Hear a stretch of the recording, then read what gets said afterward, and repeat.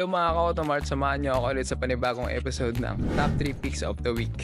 Una sa ating list, itong 2022 Mitsubishi Mirage GLX na merong odong 34,177 at ang starting bid natin dito is 367,200 pesos. So para sa 34,000 na GLX, ito bagay na bagay ito dahil 367,000 lang ang starting bid.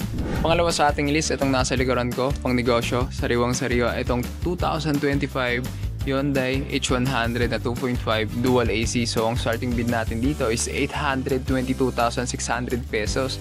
And take note, 6.7 lang ang order nito kaya sariwang-sariwa talaga to. Pangatlo at huli sa ating list, itong 2019 Hyundai Kona.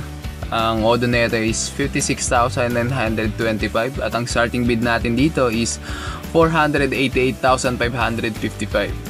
At kung interested ka sa mga gantong unit, pwede mo kang bisitahin si www.automart.ph at lagi niyong tatandaan, basta quality used cars, i-Automart na yan.